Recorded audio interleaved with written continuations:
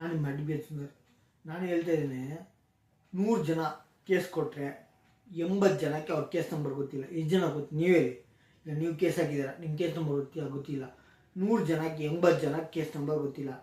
ಯಾವ ಕೋರ್ಟಲ್ಲೂ ಯಾರ ಮೇಲೆ ಹಾಕಿದ್ದಾರೆ, ಇಲ್ಲಿ ಯಾರು ನಿಮ್ಮ ಮೇಲೆ ಹಾಕಿರೋದು, ಯಾವ ಕೋರ್ಟಲ್ಲೂ ಯಾವತ್ತು ಹಿಯರಿಂಗು, ನೆಕ್ಸ್ಟ್ ಹಿಯರಿಂಗ್ ಯಾವತ್ತೋ, ಇದೆಲ್ಲ ತಿಳ್ಕೊಬೇಕು. ನಿಮ್ಮ ಲಾಯರ್ ಹತ್ರ ಕೇಳ್ಬಿಟ್ಟು ಒಂದು ಕೇಸ್ ಫೈಲು ಒಂದು ಸೆಟ್ ಜೆರಾಕ್ಸ್ ಹಾಕ್ಸು ಇಟ್ಕೊಳ್ಳಿ, ಫುಲ್ ಕೇಸ್ ಫೈಲು ಅಂತ ಇರುವಾಗ ನಿಮ್ಗೆ ಒಳ್ಳೇದಾಗುತ್ತೆ. ಯಾಕೆಂದರೆ ಗ್ಯಾರಂಟಿ ಇಲ್ಲ ಲೈಫು. ನಿಮ್ಮ ಲಾಯರ್ ಆಗಲಿ ನಿಮ್ಮದಾಗಲಿ ಯಾವತ್ತೂ ಓದ್ತಾರ 2 ವೀಲರ್ ಆಕ್ಸಿಡೆಂಟ್ ಆಯಿತು ನನಗೆ ನನ್ನ ಕ್ಲೈಂಟ್ಗಳು ಧೈರ್ಯವಾಗಿದ್ದರು.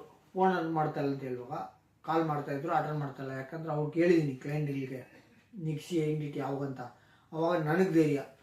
ನಾನು ಹಾಸ್ಪಿಟ್ಲೇ ಇರುವಾಗ ಕಂಟಿನ್ಯೂಸ್ ಕಾಲ್ ಬರುವಾಗ ನನ್ನ ಮನೆಯಲ್ಲಿ ಎತ್ಬಿಟ್ಟು ಈ ಥರ ಅವ್ರಿಗೆ ಆಕ್ಸಿಡೆಂಟ್ ಆಗಿದೆ, ಅವ್ರ ಕೇಸ್ ರನ್ ಮಾಡಿ, ಅವ್ರ ಕೊಳಿಗೆ ಅವ್ರ ನಂಬರ್ ಕೊಡ್ತೀನಿ, ಬೇಕು ಅಂದರೆ ಕಾಲ್ ಮಾಡಿ, ನಿಮಗೆ ಬೇಕಂದ್ರೆ ಕಾಲ್ ಮಾಡಿ. ಏಕೆಂದರೆ ಲಾಯರ್ ಸಪೋರ್ಟ್ ಬೇಕಂದ್ರೆ ಕಾಲ್ ಮಾಡಿ ನಂಬರ್ ಕೊಟ್ಟರು. ಅವ್ರು ಕ್ಲಿಯರಾಗಿ ಹೇಳಿದ್ರು, ಯಾವ ಲಾಯರು ಬೇಕು ಅಂತ ಹೇಳಿದರೆ ನೀವು ಕಾಲ್ ಮಾಡಿ. ಎಷ್ಟು ಬೇಗ ರೆಕಾರ್ಡ್ ಆಯ್ತಾರೋ ಅಂದರೆ ಹಾಸ್ಪಿಟಲ್ ಡಿಸ್ಚಾರ್ಜ್ ಆಗ್ತಾರೋ ಆವಾಗ ನಿಮ್ಗೆ ಕಾಲ್ ಮಾಡೋಕ್ಕೆ ಹೇಳ್ತೀನಿ ಅಂತ. ನಾನು ಕೋಮಾಳಿದ್ದೆ 4 ಮಂತ್ಸು, ನನ್ನ ಕಾನ್ಷಿಯಸ್ನೆಸ್ಸೇ ಇಲ್ಲ. ಬಂದ ಮೇಲೆ ಎಲ್ಲರಿಗೂ ಬಂದಿರೋ ದಿವಸ ಮಾರನೇ ದಿವಸ ಡಿಸ್ಚಾರ್ಜಿಗೆ ಮಾರನೇ ದಿವಸ ಮನೆಯಲ್ಲಿ ಎಲ್ಲರೂ ಬೈತಾಯಿದ್ರು, ಯಾಕೋ ನಿನ್ನೆ ಡಿಸ್ಚಾರ್ಜ್ ಏನಕ್ಕೆ ಅಂತ ಹೇಳಿದ್ರು. ಎಲ್ಲರೂ ಫೋನ್ ಮಾಡ್ಬಿಟ್ರು, ಯಪ್ಪ ಈ ಥರ ಆ್ಯಕ್ಷನ್ ಆಗಿದೆ, ಬಂದಿದ್ದೀನಿ, ಮ್ಯಾಕ್ಸಿಮಮ್ ಯಾವಾಗ ಅಂತ ರೆಕಾರ್ಡ್ ಆಗ್ತಾ ಇದ್ದೀನೋ ಅವಾಗಿಂದ ಬರ್ತೀನಿ ಅಂತ ಹೇಳಿದ್ದೀನಿ. ಬರ್ತಾಯಿದ್ದೀನಿ, ಆವಾಗಿಂದ ಯಾರಿಗೂ ಮೋಸ ಮಾಡಲ್ಲ, ಹೋಗ್ತೀನಿ ಆ ಟೈಮ್ಗೆ. ಅದೇ ಹೇಳ್ತಾಯಿದ್ದೀನಿ, ಯಾವ hearing date, next hearing date ಯಾವುದು, ಈ ಹಿಯರಿಂಗ್ ಡೇಟ್ ಏನಾಗಿದೆ, ನೆಕ್ಸ್ಟ್ ಹಿಯರಿಂಗ್ ಡೇಟ್ಗೆ ಏನಾಗಿದೆ, ಕೇಸ್ ನಂಬರು, ಕೋರ್ಟಲ್, ಇದು ಮಾತ್ರ ತಿಳ್ಕೊಳ್ಳಿ. ಒಂದು ಸೆಟ್ ಜೆರಾಕ್ಸು ಕಾಪಿ ಎತ್ತಿ ಇಟ್ಕೊಂಡಿರಿ. ನೀವು ಖರ್ಚು ಮಾಡೋಕ್ಕೆ court copy, 2 copy, certificate copy ತೊಗೊಂಡ್ರೆ ತುಂಬ ಒಳ್ಳೆಯದು. ಅದಕ್ಕೆ ಎಕ್ಸ್ಪೆನ್ಸ್ ಏನಿದೆಯೋ 500 ಇಲ್ಲ 1000 ಇಲ್ಲ ನಿಮ್ಮ ಲಾಯರ್ ಹತ್ರ ಕೇಳ್ಬಿಟ್ಟು ಕೊಡಿ. ಈ ಸಣ್ಣ ಪುಟ್ಟ 500-1000 ಖರ್ಚು ಮಾಡೋಕ್ಕೆ ಯೋಚನೆ ಮಾಡಿದ್ರೆ ನಿಮ್ಗೆ ತುಂಬ ಪ್ರಾಬ್ಲಮ್ ಆಗುತ್ತೆ. ಒಂದು ಸರಿ ಜೆರಾಕ್ಸ್ ಇಟ್ಕೊಂಡಿರಿ ನಿಮ್ಮ ಹತ್ರ. ತುಂಬ ಥ್ಯಾಂಕ್ಸ್. ನಾನು ನೀವು ಈಸ್ಕೊಳ್ತೀರ ಅಂತ ಅಂದ್ಕೊಂಡು ನಾನು ಕಾಲ್ ಬರೋಕ್ಕಾಗಲ್ಲ. ನನಗೆ ಹೆಂಗೆ ಹಂಗೆ ಅನ್ಕೊಳ್ಳೋಣ ಹಂಗೆ ಬರೋದು.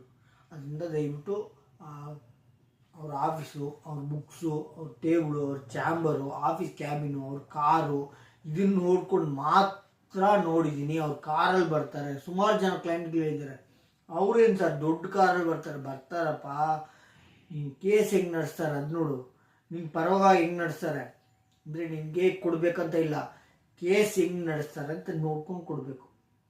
ತಿಳ್ಕೊಳ್ಳಿ, ತುಂಬ ತಿಳ್ಕೊಳ್ಳಿ. ಅವ್ರ ಕಾರ್ ಇದೆ, ಕ್ಯಾಬಿನ್ ಇದೆ ಅಂತ ಹೇಳ್ಬಿಟ್ಟು ಯಾರು ನಂಬ್ಕೊಂಡು ಅದು ಮಾತ್ರ ನಂಬ್ಕೊಂಡು. ಈಗ ನಾನು ಫಸ್ಟ್ ಬರುವಾಗ ನಾನು 2 ವೀಲರ್ ನೋಡಿ ಕೊಡೋರೆಲ್ಲ ಇದ್ದಾರೆ. ಅಂದರೆ ಏನು ಸರ್ ನೀವು 2 ವೀಲರ್ ಬರ್ತೀರಾ, ನಾನು ಫೀಸ್ ಕೊಡ್ತೀನಿ ಅಂತ ಹೇಳಿದ್ರೆ, ಯಪ್ಪ ನೀನು ಕಾರಲ್ಲಿ ಬರ್ತಿರೋರ್ಗೆ 50,000, ನನಗೆ 30,000 ಬೇಡ, ನಾನು ಬರೋದು ಹಿಂಗೆ, ನೀನು ಕೊಡ್ತೀಯ ಇಲ್ವಂತ. ನಾನು ಸುಮಾರು ದಿವಸ ಕಾರಲ್ಲಿ ಹೋಗಿದ್ದೀನಿ, ಸುಮಾರು ದಿವಸ 2 ವೀಲರ್ ಹೋಗಿದ್ದೀನಿ, ಆಟೋದಲ್ಲಿ ಹೋಗಿದ್ದೀನಿ, ಕ್ಯಾಬಲ್ಲಿ ಹೋಗಿದ್ದೀನಿ. ನೀನು ಫೀಸ್ ಕೊಡ್ತೀಯ ಅಂತ ಹೇಳ್ಬಿಟ್ಟು ನಾನು ಹಿಂಗೆ ಕಾರಲ್ಲಿ ಬರೋಕ್ಕಾಗಲ್ಲ. ಇದಕ್ಕೋಸ್ಕರ ನಾನು ದೊಡ್ಡ ಕಾರಿಗೆ ತೊಗೊಳಕ್ಕಾಗಲ್ಲ. ನೀವು ಫೀಸ್ ಕಾರಿಗೆ ಬಂದರೆ ಇಷ್ಟು ಕೊಡೋದಂತ ನಾನು ಬರಲ್ಲ. ಯಾರು ತಿಳ್ಕೊಳ್ಳಿ, ನೀವು ಯಾವ ಥರ ಬರ್ತಾರೆ ಅಂತ ನೋಡ್ಕೊಂಡು ಕೇಸ್ ಕೊಡಬೇಡಿ. ತುಂಬ ಇಂಪಾರ್ಟೆಂಟು. ನಂಬ್ಕೊಂಡು ಅವ್ರು ನಾಳೆ ಹೆಂಗಿದೆ ಅಂತ ನೋಡ್ಕೊಂಡು ಕೊಡಿ, ಆಯಿತಾ. ಅವರು ಇಂಪಾರ್ಟೆನ್ಸು, ಅವರು ಡ್ರೆಸ್ಸು, ಅವರು ಕ್ಯಾಬಿನು, ಅವ್ರ ಕಾರು, ಇದನ್ನು ನೋಡ್ಕೊಂಡು ಕೊಡಬೇಡಿ ದಯವಿಟ್ಟು. Thank you.